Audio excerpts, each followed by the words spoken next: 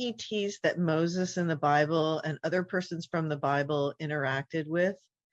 And what was the light on Mount Sinai and the burning bush?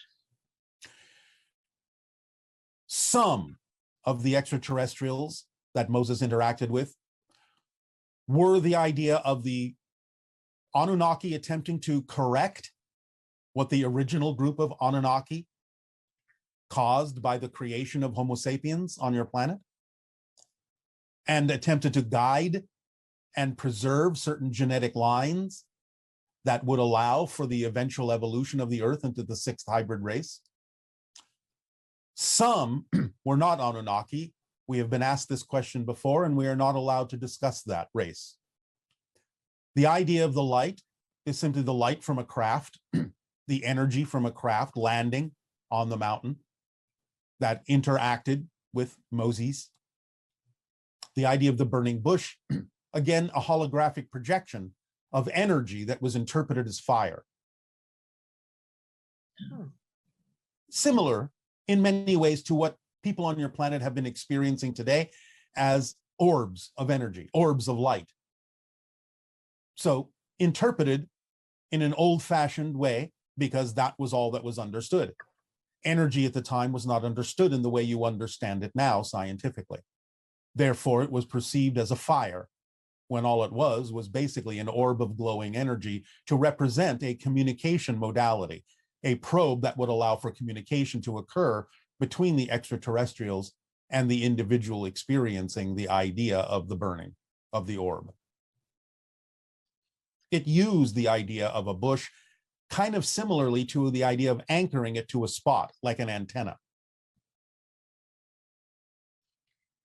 So you've mentioned before that if we were to time travel back in time, because our frequency is much higher now, that we would glow if we encountered the historical beings. You would appear to them to glow, yes. Yeah. So did Jesus appear to glow also? From time to time, yes. This is what is usually referred to as the transfiguration in your religious doctrines. The idea that he was perceived as being surrounded by a glowing aura. And this person is saying, I'm left with the distinct impression that virtually all angels described as light beings that came from the sky and the stars in most religious doctrines are actually highly advanced aliens from other civilizations that have visited Earth. Is that correct? Not all, but most. Extra-dimensionals, extraterrestrials, beings of higher frequency, but sometimes spirit beings as well that can manifest themselves to appear as if they are physical when they may not be. So it's a variety of things, yes. Okay. And this person's asking about ancient Greece. I'm currently being taught in universities that Hera was oppressed in relation to Zeus, and that women were not respected in ancient Greece or any other parts of the world. My intuition tells me that's wrong, especially since there were like temples to Hera and things like that. So did the ancient Greeks truly view Hera as a goddess? Yes.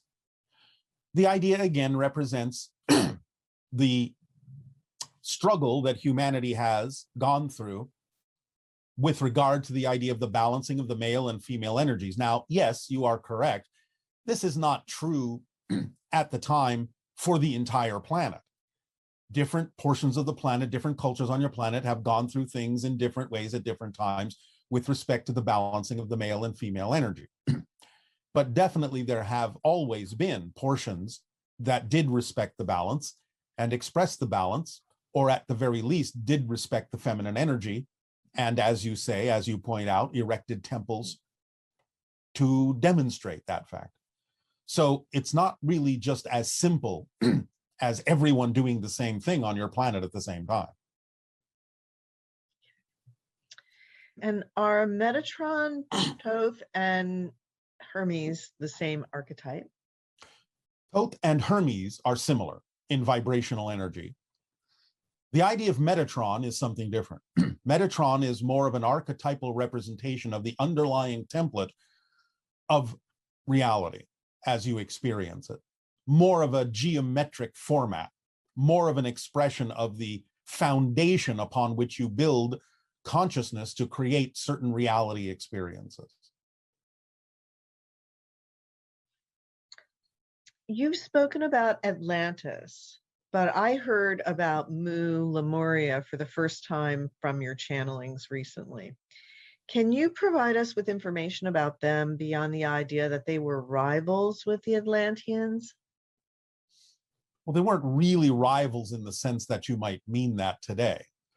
The idea is that Atlantis was an offshoot or a colony eventually, but you have to understand that Mu existed in the Western South Pacific Ocean, and by migrating to what you now recognize as North America, were responsible for creating many of the indigenous cultures in North, Central, and South America that eventually migrated across the continent to create Atlantis as a colony that existed much, much later than Mu.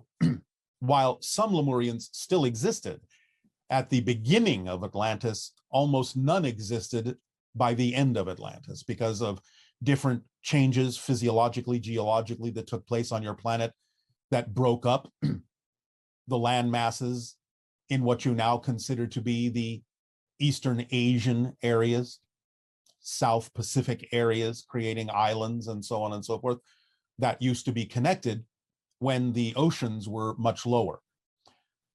So the idea of Atlantis came much, much later. And the water erosion on the Sphinx has caused some people to theorize it was built when the environment was more jungle-like. Yes. What did the Sphinx look like after its initial construction? And, what were the features of the face? And was it painted or decorated in any way? It was painted and decorated, and it featured the idea of Anubis. You have still representations on your planet of many different depictions of Anubis reclining in a sense, like what you would consider a canine to be sitting on the floor, all four paws down, sitting on top of a box. The idea is that the structure was a large representation of Anubis. The representation of the chamber upon which Anubis sits are the underground chambers underneath the Sphinx. And the resistance that at the university level of any kind of exploration of the Sphinx and the erosion and the things that indicate that it's older than they originally thought, is that correct, that it is much older than they thought? Yes, it goes back to at least 10,500 BC, as you say, because the idea is that it was built around the same time as the Great Pyramid and certain other structures on your planet that acted for the purpose of preserving information that was destroyed in Atlantis. Yes, which leads to this question. This person is saying that they love books and that things like species that go extinct here and libraries that have disappeared, and such as the Library of Alexandria, the Mayan libraries, all that have been destroyed. Have these been actually taken to other locations to preserve them? And if they hadn't been destroyed, what would our civilization be like now? Some of the information, not all, has been preserved in other locations, some of which you have found and some of which you have yet to find. If the Library of Alexandria had not been destroyed, you would certainly consider Atlantis to be part of your history. That's one change that would have happened, because there was a lot of information about that culture preserved in the Library of Alexandria. Some of that information still exists in other places, some of which we have just mentioned in terms of chambers under the Sphinx. But the idea also would be that your technology would be somewhat different as well, and would be more based on the idea of vibrational resonance at this point, rather than the idea of the polluting technologies you have been using. Are any of these libraries have material taken off planet in a sense by other ETs or anything like that to preserve them, or no? Well, that was really not necessary because, as we have said, one of the great gifts humanity will be given when you start to really have open contact is that you will be presented with a device that will actually show you the full range of your history. So, through the observations that have happened from extraterrestrial and extra-dimensional sources, it wasn't really necessary to absolutely preserve the information that existed on your planet, although some of that was done, but not that much, because the extraterrestrials already had, through their observation of you for thousands of years, already recorded all of your history and didn't really need your version of it for the most part. Some of it was preserved for, shall we say, sentimental or nostalgic reasons, but that's not because the extraterrestrials needed to preserve it. They already had all that information recorded in their own devices. And again, that will be presented to you when open contact is fully established with your planet. You will be given back your full history. And what can you tell us about the Egyptian goddess archetypes Bastet and Sekhmet? Do they have any ET connections? And what does it mean when they keep showing up symbolically in somebody's life over and over again? Well, Bastet in particular has to do with connections to other dimensions and understanding of knowledge that is accessed through other dimensions, through the spirit realm, but connected to the idea of the animal known as the cat on your planet who can see interdimensionally. So when it keeps showing up synchronistically, it might be for that person a general indication, although some specifics will need to be understood about that particular person. But as a general indicator, might be an indication of the ability to go into the vibrational frequency that is similar to the idea of the animal represented by the cat on your planet, that can see spirits, that can see and make connections and communicate with spirits in the spiritual realm, in the non-physical realm. Sekhmet, we will talk about at another time. Okay. And this is a question, a yoga question. Raja Yoga meditation practices to realize oneness with God or union of individual soul with omnipresent spirit.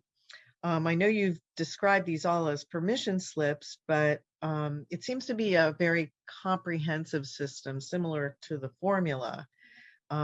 So is yoga science essentially our birthright? Well, all things in your reality are your birthright. But the idea of yoga stretches back many thousands upon thousands of years and actually did begin in Lemurian times, in Muin times. The idea, as we have said, is that yes, everything is a permission slip, but some of them are vibrationally connected to the larger portions of the archetypal representations in your collective consciousness, and thus will work for more people than other permission slips might, that might bring a more specific energy for smaller groups or individuals. So many different kinds of permission slips are connected more directly to the collective consciousness and thus can work for many people, whereas others might be more specifically tailored to smaller groups or individuals. And could you explain what the Merkaba is and what levels of existence it's relevant to?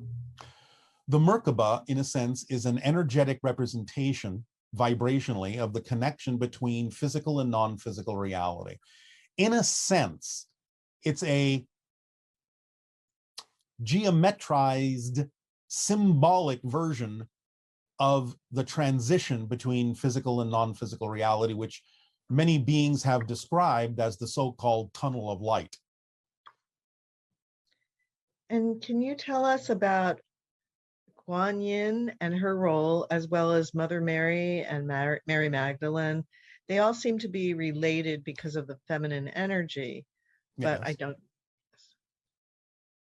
So, well, again, the idea is paramount to the concept of incorporating and balancing the female energy in your societies, of allowing you to understand the power of the feminine energy and to also incorporate the feminine energy in the masculine energy in a way that allows the power of the masculine energy to not be expressed in a negative way.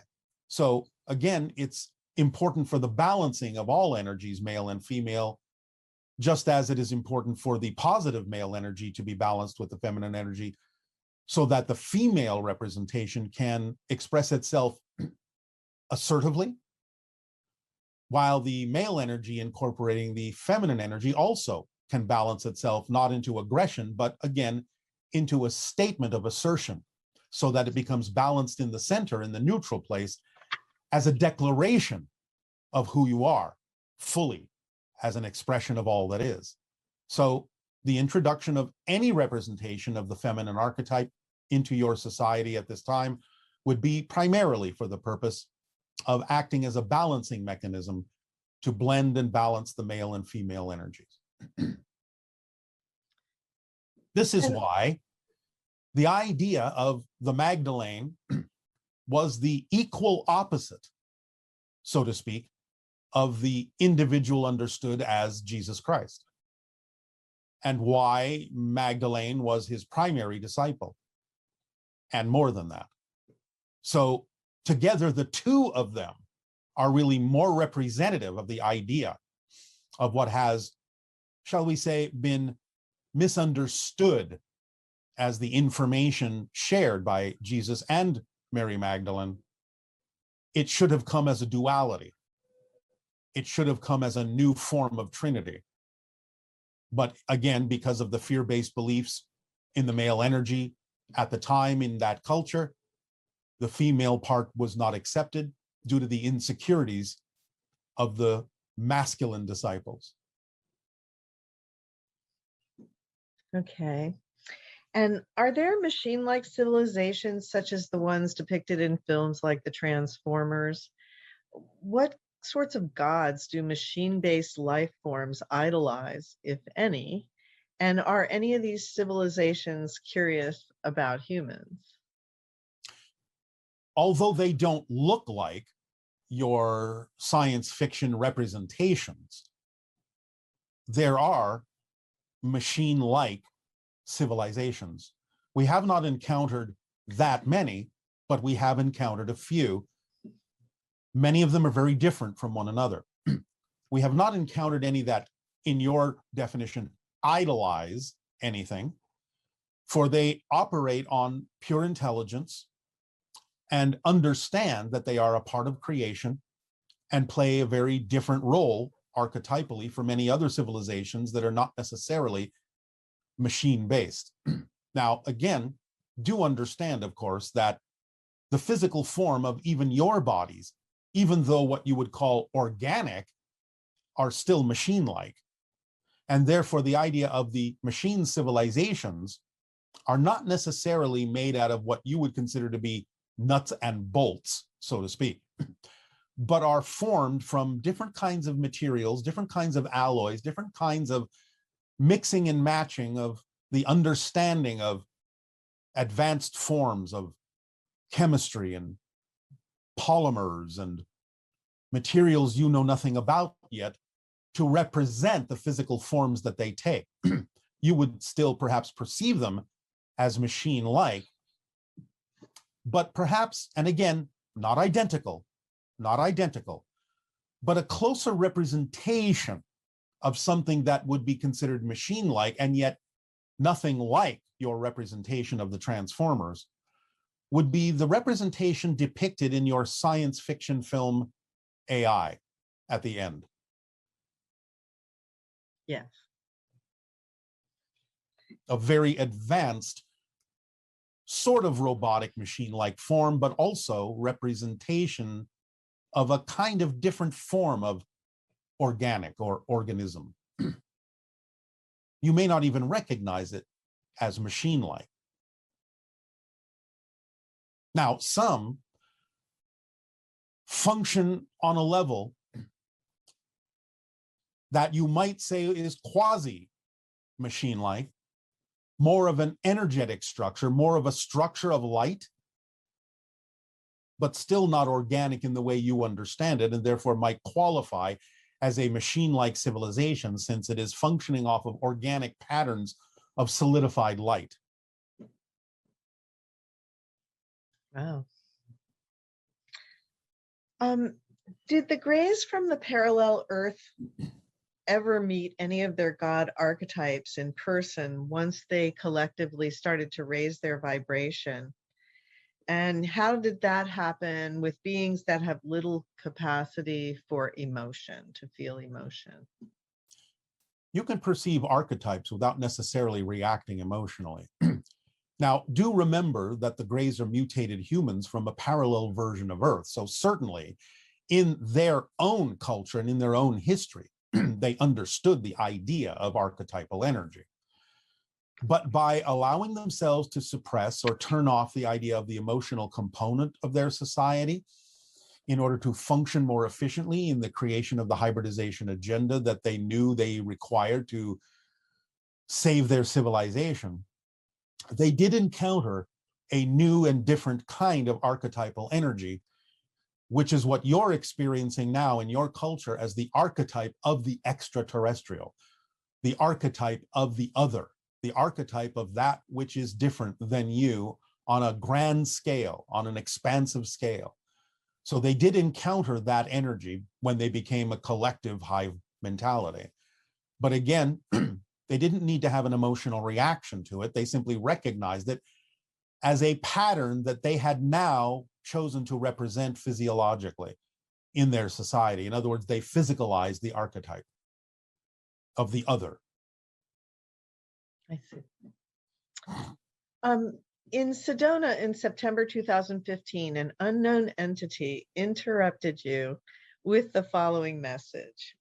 You are being joined by a new consciousness that will be the first seed of the sixth hybrid race that will ultimately lead to the seventh. Your comment about this announcement was that what you experienced was the beginning of a new archetypal energy coming into our system that has never been here before. The archetype of the extraterrestrial itself. Can you explain that any further and what this is all about, being joined by this energy? Well, in some sense, I just did explain it. The idea is that you open up your consciousness to the idea that you are not alone, thus allowing you to start tapping into the vibrations of the archetype of the extraterrestrials that will eventually be experienced by you through open contact. So you have allowed yourself to arrange a portion of your collective consciousness in a fashion that is now capable of being communicated with, that specifically represents the idea of contact with those that are other than you, with extraterrestrial and extra-dimensional beings.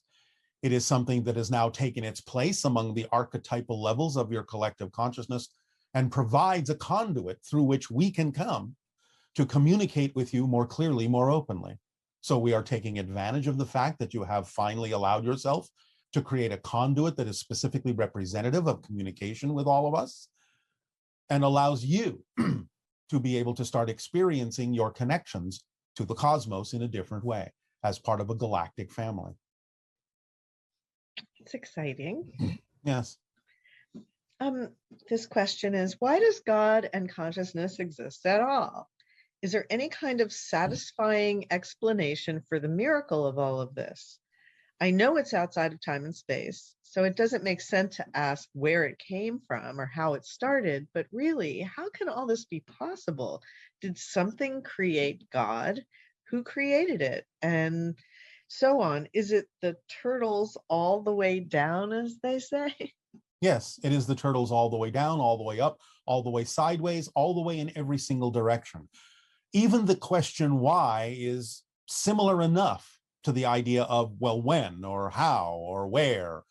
Is there a beginning? Is there an ending to God? No, it just is. So even asking why makes no sense, because the question why exists within all that is. It is not a question that all that is subject to. It just is. It is because everything else is not. That's the only answer we can give you. One thing out of everything that is, when everything else is not. Because there had to be an is for there to be an is not. And there had to be and is not for there to be and is. So it just is. That's its quality. That's its nature. Its existence itself. There is no why to it. There is only why within it. Perfectly logical. Yes. Are the God archetypes built into a place and people the way information from the zodiac and constellations are? Or is it primarily a cultural thing?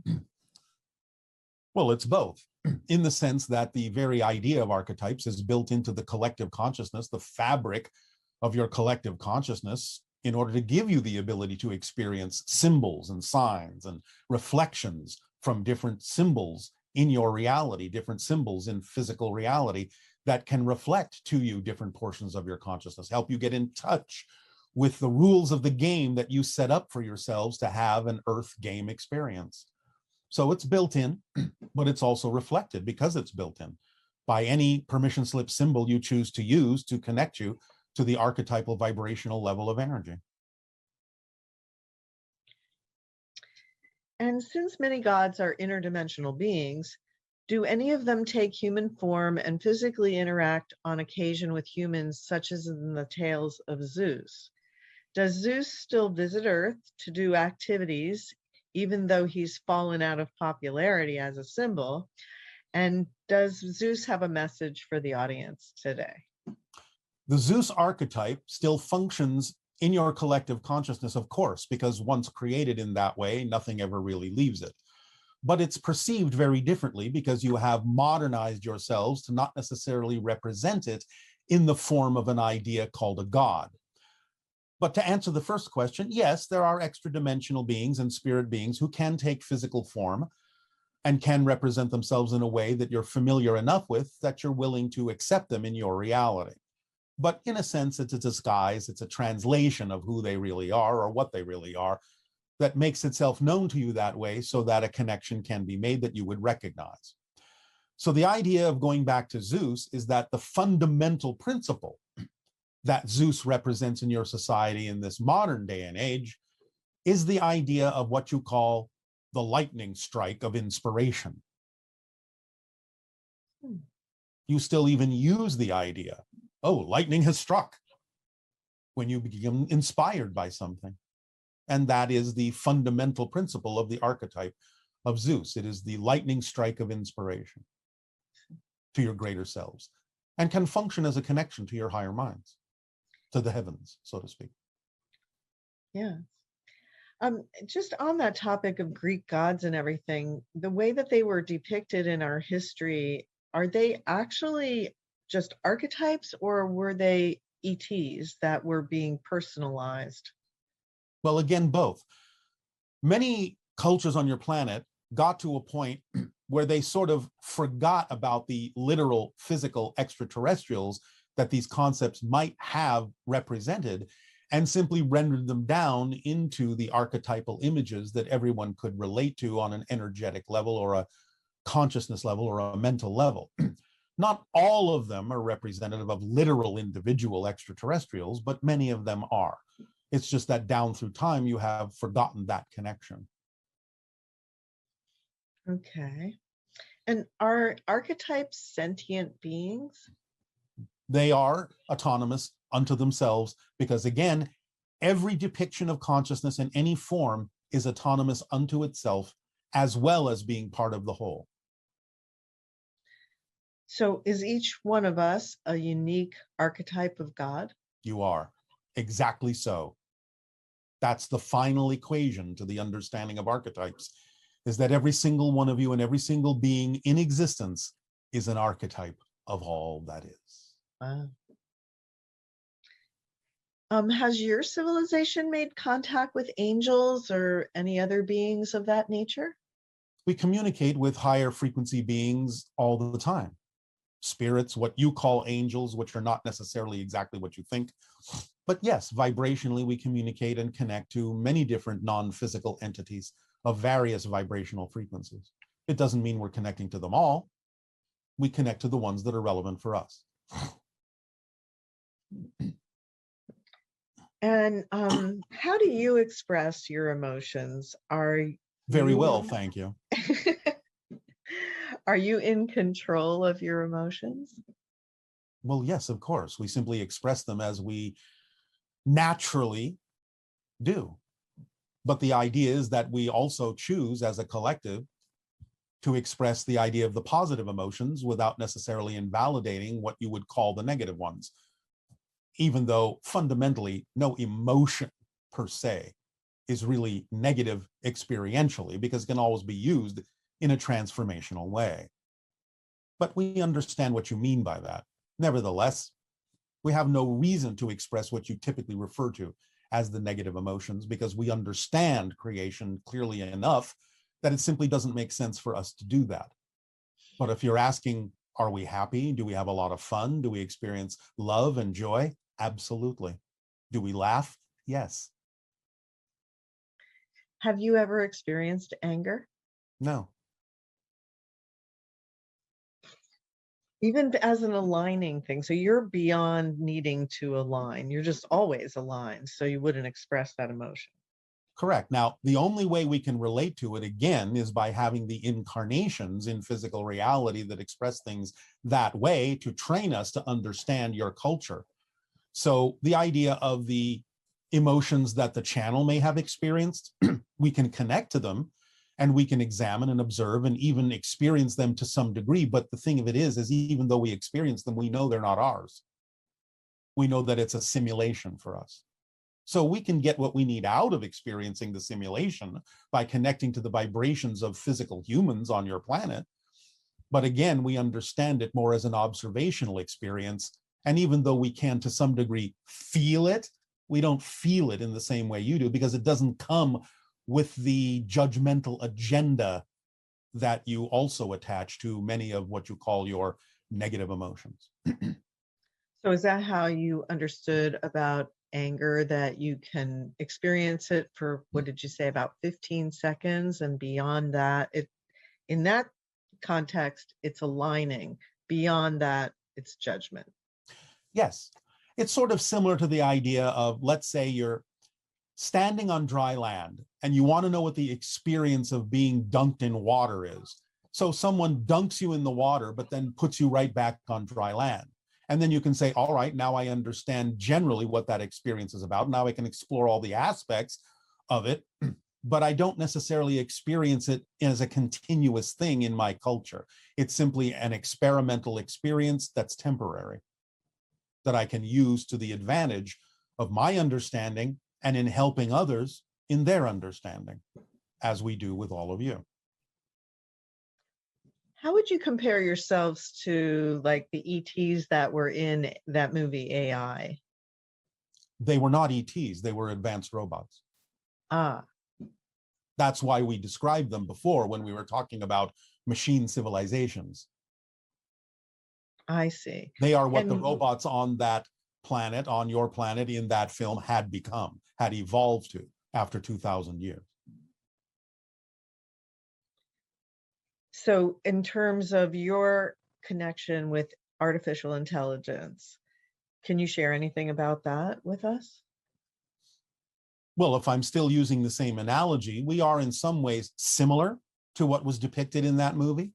In some ways not, of course, but in some ways energetically very similar to what was depicted there. Interesting. And you're fourth transitioning fifth, right? Yes, Density. Right. So that quasi-physical. means you're quasi-physical. Because I Yes. think some people have the impression that you're not physical. Oh, And, yes. and like, how does, when you say you're quasi-physical, like if we saw you, would you look solid to us? We can present ourselves as solid, absolutely. But in our natural state, we may not appear that way completely, because we exhibit the traits of spirit and the traits of physical reality. And as I said, we're not just a bunch of physical beings walking around on the surface of a planet. We are actually going through, stepping through multitudes of dimensionality in our daily lives. So we're not always focused in the way that you're focused in physical reality, but we preserve some of that experience, mostly for the purpose, especially from first contact specialists, of interacting with other civilizations who wouldn't necessarily understand us in our natural state. Um, there's a question here about Andromeda. Are Yes. you open to talking about Andromeda? To an extent. Okay, so you mentioned that the ratio of folks we connect with in Andromeda galaxy is about a small percentage of, it was 1% of the Andromeda galaxy, basically. 1% of the civilizations in Andromeda is mostly what you're interacting with, yes. Okay. And this individual has been channeling spirit guidance from the Andromeda galaxy, and they tried to find out more information about it, but they weren't really able to find out much. Something about the light beings inhabiting that civilization and archetypes of God, but Yes. they didn't seem to have that much clarity. All right. Well, the idea of the beings that you are interacting with in Andromeda mostly are light beings, especially because there are very, very few, very rare occurrences of any physiological civilizations actually coming from that galaxy to your galaxy at this particular time. There have been a few, but it's rare. So most of the consciousness that you're interacting with in Andromeda are interdimensional beings of light. Yes. And are all of the beings of your civilization blessed with what they're calling an activated third eye? The idea that you can use it to communicate with beings on Earth and also use it for remote viewing of other advanced civilizations. Yes. Okay. To be succinct. Okay. Let's see. This was our great awakening. This was the Shekinah experience of opening up and our awareness connecting to everyone else in our civilization in the span of 3 days. It's called the Great Awakening, the Shekinah experience. Will something like that happen on our planet, or that's not really in the cards for us? It can. It doesn't have to happen that way, but it can.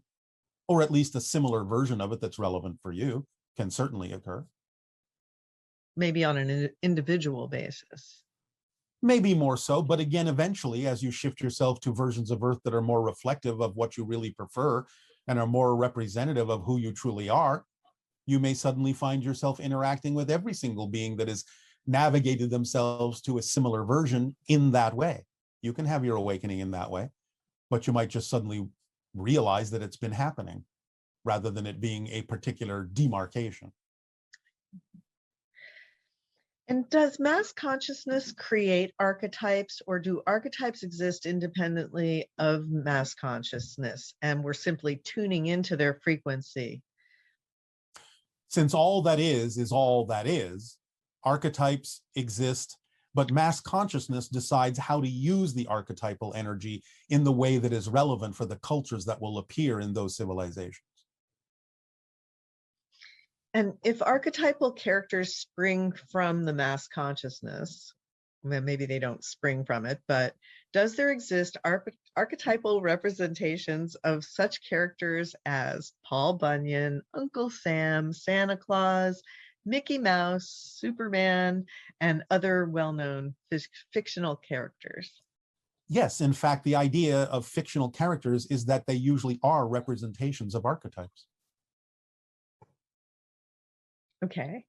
And is there, so playing with those archetypes that children are attracted to, or even adults are attracted to, how can that help us to interact with those beings? Well, by creating stories, by using those archetypes, you can understand your connection to them more fully, more clearly, as representations of your own internal energies, as well as your own choices in life and challenges in life and how to transform them.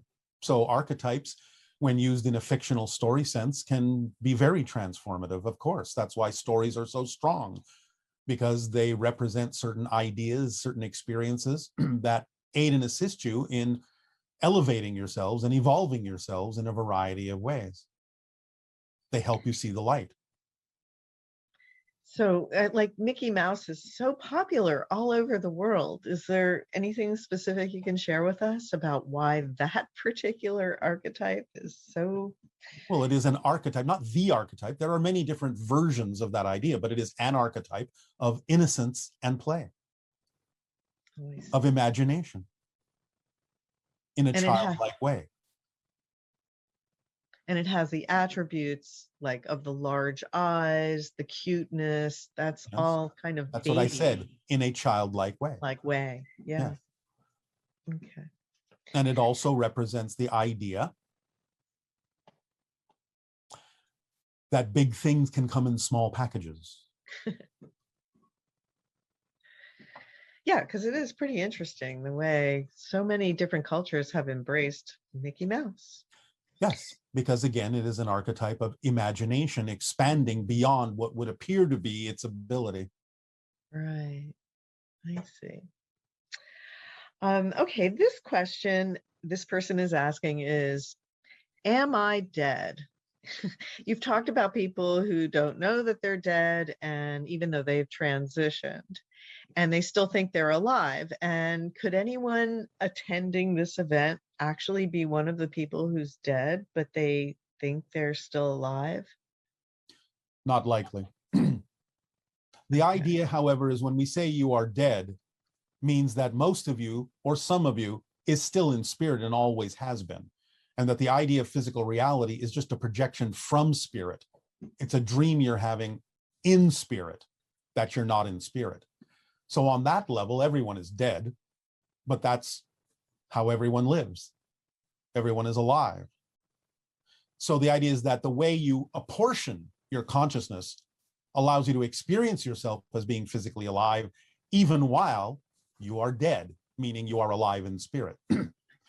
But it is very rare that an actual person who is physically dead will look like a living person in a crowd. It's not impossible, and we can sense that it has happened because there have been many reports of people interacting with what they thought were living people who weren't.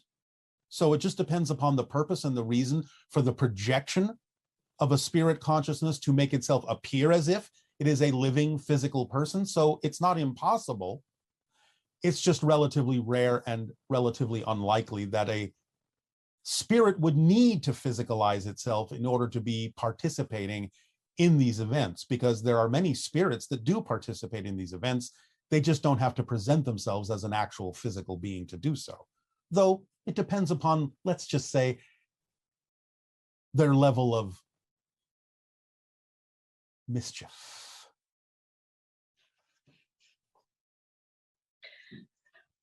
Um, I say that with a wink. that's what I was thinking about, that the higher consciousness extraterrestrials have a wonderful sense of humor because that Yes, seems to come with intelligence yes, and can be mischievous, right? yes.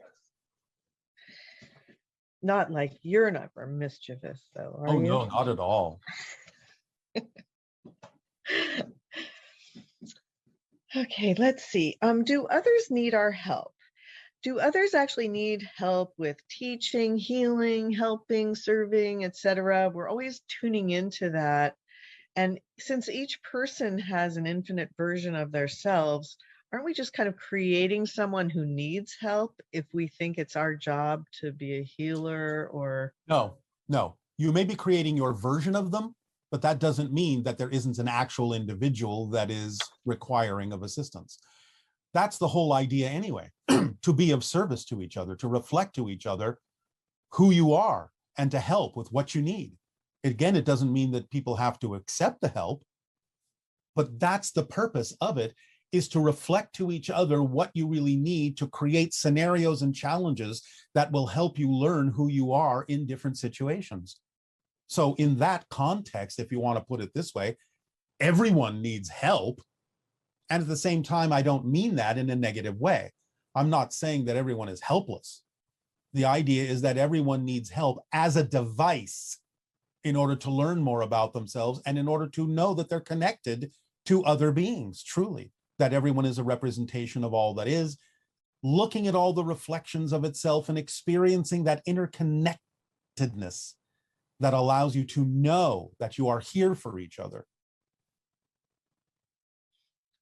So is suffering necessary for growth? Challenges are necessary for growth. It doesn't have to mean that you have to suffer, But this is one of the challenges that you're facing, is to learn that you don't have to suffer to have a challenge that will help you grow. We have challenges. We don't suffer. What kind of challenges do you have?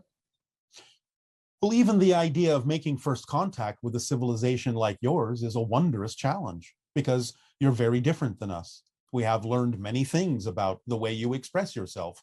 This is a great challenge to know exactly in what way we can be of assistance, in what way to approach you that doesn't intervene or interfere with your process of learning about yourselves.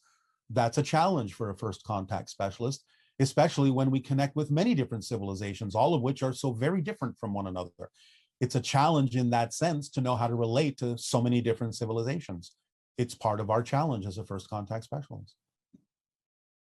It seems like here on Earth, a lot of misinterpretation of information. So that's probably one of the challenges you deal with us, yes? Yes, absolutely. But we don't suffer because of it. Because you have a different attitude about our power, so Yes. that it's not necessary for you to make that choice. Let me put it to you this way. If we or you are watching two people play a game of chess, and you say one is winning and one is losing, well, we can observe this, but do we feel that the person that is losing is suffering? Or do we suffer because we recognize that someone may not be winning? No, it's a game of chess. That's what happens. One person may out-strategize another. One person may not understand the rules as clearly as another. One person may simply not be as experienced as another. But all of that goes into the factoring of learning to play the game better. So it's not about suffering. It's about learning. It's about an opportunity to play differently next time. There's no suffering involved in that, if you look at it that way. Will the version of Earth that you interact with have a reduced level of suffering, or it will have all of the things that we're still currently aware of in our... Ultimately, in the years to come, the decades to come, you will not experience the idea on that version of Earth of suffering. You will be similar to us, not identical, but similar. But it's up to you as to exactly how long it takes you to navigate to that version or versions, because again, you always keep navigating, you always keep changing. But you can get to a point where you don't have to experience suffering on the versions that you're navigating through. As we have often said, even though you may be at a point sometime where you don't necessarily need to let go of negative beliefs or fear-based beliefs anymore, you will still continue to streamline yourselves by simply letting go of what is no longer relevant. Doesn't mean that that thing that's no longer relevant had to have been negative. It's simply no longer relevant. Therefore, even though you may arrive eventually at a place where you don't experience suffering anymore, you will still have things to learn and things to let go of as you learn more and more about who and what you are as an extension of all that is. So yes, you can get there. But again, not everyone will necessarily choose to go in that direction. So if a human does encounter another being suffering, and it seems to generate an emotional reaction from us, yes, to see something suffering, then help them. Right. So, but how would you, when you see a being suffering? Yes, versus... like many of you. And then what do we do? What do we do? Well, you share the information.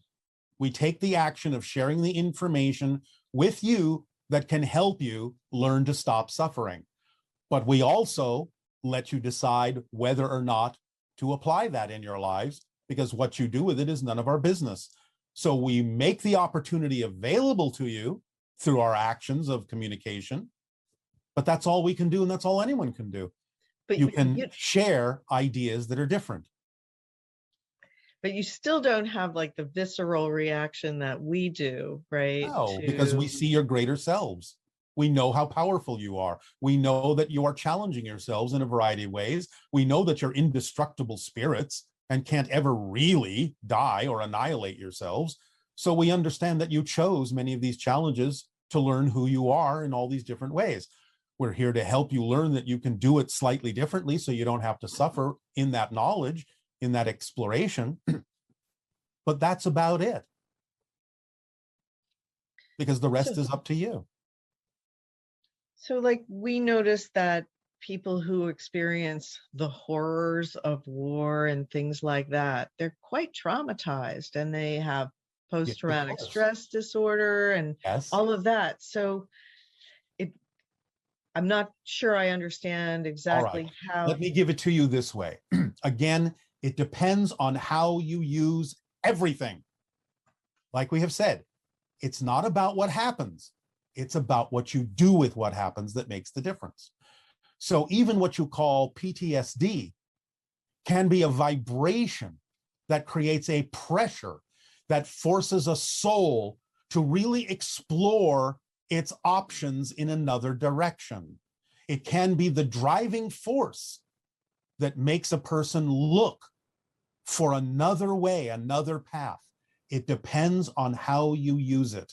So if a person has put themselves in a position, in an experience, in a situation, in a circumstance where they create for the physical form a PTSD experience, they had a reason for doing so.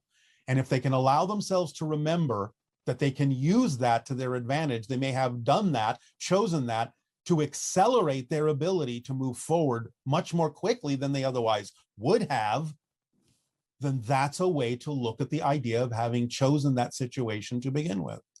Because again, to the soul, it's just another way of knowing yourself. Right. Nothing is judged. It's really about being able to expand to a higher level of yourself so that you don't have that effect, basically. Yes. So that you understand how things work enough so that you know you can apply different definitions and different meanings to every experience so that you can take responsibility for having chosen the kind of experience you attracted to yourself or that you attracted yourself to in order to learn from it in a more powerful way. Because those things that you call negative, that you call horrific, do have the tendency to wake you up. So wake up. And like in the past, humans would really get into a lot of blood sports, and huge crowds like to watch people being hung and, all the things that we've seen humans get excited about. Yes. And now we have most of that like on television. Yes. And so can you help us understand a little bit about what the function of that is or how that fits in? Well, I think you already know, and many people on your planet understand these things can be cathartic. To put it in the simplest possible terms, you can work through some of that negative energy by watching a fictional character go through it without you having to experience it yourself. So if I really want to put it in the simplest possible phrase, it would be, well, thank goodness that's not me. But it can still allow you to feel the emotional responses and reactions that help you process those things within yourself, sometimes without even knowing you're doing so. So it can be cathartic if used that way. It can also be a representation of someone who has chosen to feel stuck in negative energy. But again, it comes down to how do you use the experience? So along those lines, like when children watch violence, they tend, at least studies show that they start acting it out. And yes, because they are taught that that's the way civilization exists and that that's inevitable for them. But you see, it has to go hand in hand with teaching them how things work. It's not just about letting them be exposed to the idea of the negativity without also exposing them to the idea that they have power to choose how to deal with it. So when a civilization is only left with one side of the equation, then yes, of course, they'll act that out because they're being taught this is the way our civilization is and this is what I'm supposed to do because that's what they taught me. You have to have the other side taught as well. You're out of balance. As you say, koyanaskatse. Okay. I guess the last question then, as we're running out of time, is if you could share anything with us about the lunar eclipse that happened 2 nights ago, and how that impacts our planet or the people on our planet, in a positive way. Remember, these things do not impact, they reflect things going on in your consciousness already. So again, it's an opportunity to go into the dark of night, into the shadow side. Find those fear-based beliefs and work with them. Find the feminine side and let it free. Balance. It's an opportunity to close your eyes and dream of the way you prefer to be. And in connection with the idea of lunar cycles, we will also answer another question you haven't asked. Where did the 52 card system come from in your playing cards? 52, the number of weeks in your year. 13 cards in each of the 4 suits, the lunar cycle of months in a year, and the 4 suits, the 4 seasons. So you're tapping as a permission slip into the cycles of nature by playing cards, whether you know it or not. We thank you for the interaction with these questions and answers. Our unconditional love to you all. And now, allow yourself to be prepared for the next phase of the transmission. And now, allow us to present to you the exercise based on the idea of the archetypes of God. We ask that all of you become comfortable and relaxed at the moment. Keep breathing deeply in and out, and understand that you are breathing in and out the essence of your being in the manifestation of your physical reality experience. With every breath in, you are shifting and recreating, going back to zero. With every breath out, you are manifesting the new reality, the new shift, the new perspective of your consciousness in a totally different world, in a totally different universe. So breathe in and out in the cosmic way that God breathes in and out. To breathe in and out, in and out, to constantly shift and manifest, and to know that you are a reflection of the light of all that is. And in that light, as you breathe, you experience unconditional love. There is no judgment. There is no blame. There is no recrimination. There is only understanding. There is only learning. There is only knowledge. There is only encouragement. There is only support. There is all that is and you. Because you are all that is, experiencing itself as you. The unique archetypal presentation that you are. The unique archetypal presentation that you call God, Goddess, all that is, by whatever name you choose. Because it's all the same. It's all the light. And it's all the unconditional love that is your birthright, that you are made from, that your consciousness experiences as the flow and the currents in the ocean of creation. Breathe in and breathe out. Going to zero, going to one. Going to zero, going to one. Creating the void, creating everything. Creating the nothing, creating the all. Breathe in, breathe out. Breathe in, breathe out. Breathe in the light, breathe out the light. The dissolution and the crystallization. The melting and the solidification. The gathering and the projection. The forming and the experience. The inner and the outer. Breathe in, breathe out. You are an engine of change. You create time and space for your own purposes of growth and discovery. You are an engine of change. Breathe in, breathe out. Breathe in, breathe out. Back to zero, back to one. Back to nothing, back to all. Breathe in and breathe out.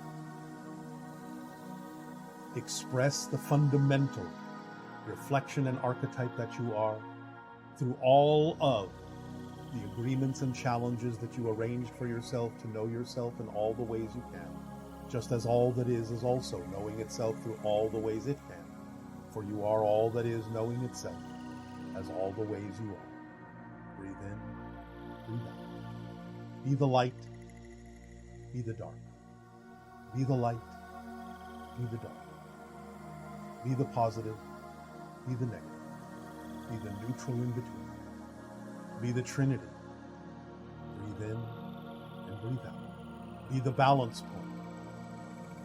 Breathe in, breathe out. Be the gray between the black and the white. Be the yin-yang symbol that contains a drop of each in the other. Breathe in and breathe out. Be the you that you are, the unique manifestation of all that is, of God, Goddess, of Jehovah, of Allah,